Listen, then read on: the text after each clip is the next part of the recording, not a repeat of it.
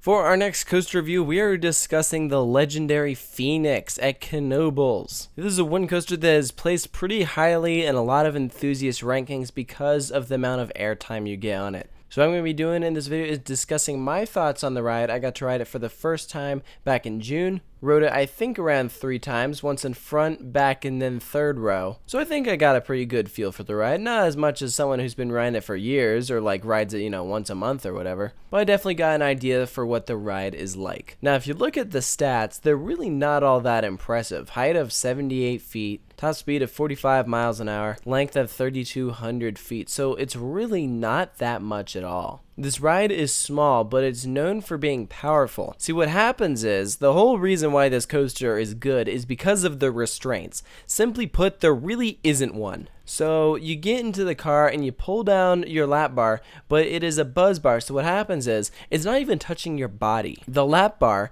is several inches above you. It can only come down so far. Like literally, you could be a bigger person, it's still not going to be touching you. If you've ridden Jackrabbit at Kennywood, that's going to be the closest example because you have that one bar and it doesn't touch you, but the difference is Jackrabbit has the seat belt. Phoenix has no seat belt at all.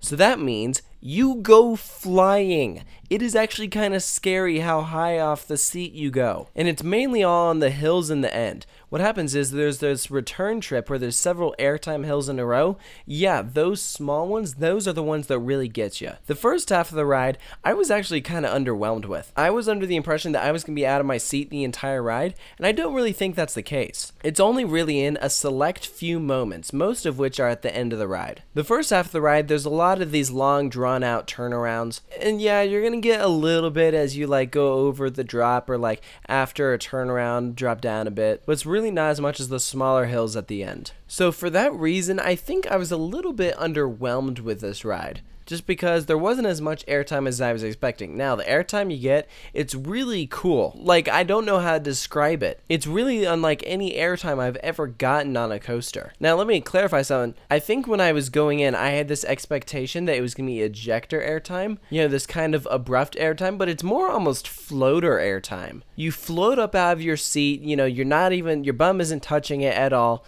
and you're out of your seat for a couple seconds before being slammed back down. If I want to be completely honest, it's almost a mix between ejector and floater airtime. And it's really cool. Like the first time I rode this, I was genuinely terrified that I was going to fly out of the ride because you are so open. There is absolutely nothing touching your body. It doesn't feel safe, and that's really why it's so good. If you put in that same style restraint system on some other roller coasters with similar layouts or even different layouts, you'd probably get the similar effect. Now, I've mentioned how I do like the airtime on it, but I gotta say, I think this was one of those roller coasters that as I walked away, I was disappointed because it wasn't quite what I was expecting. See, let me back myself up for a bit. This is a ride that has been considered one of the greatest wooden coasters in the world for a long time. It's been ranked number 2 wooden coaster in the world.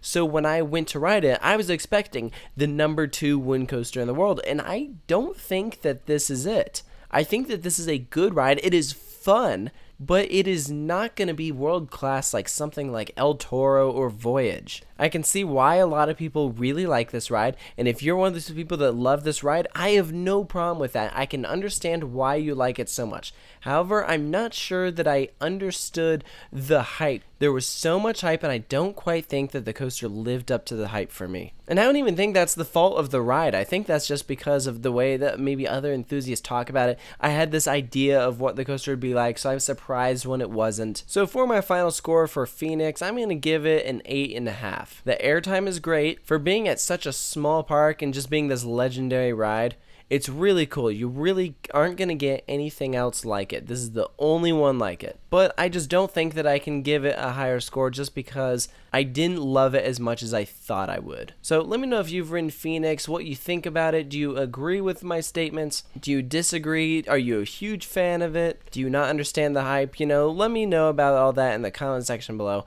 These are just some of my thoughts. But of course, stay tuned for more coaster reviews. I have plenty more coming here at Coaster Studios. Thank you for watching.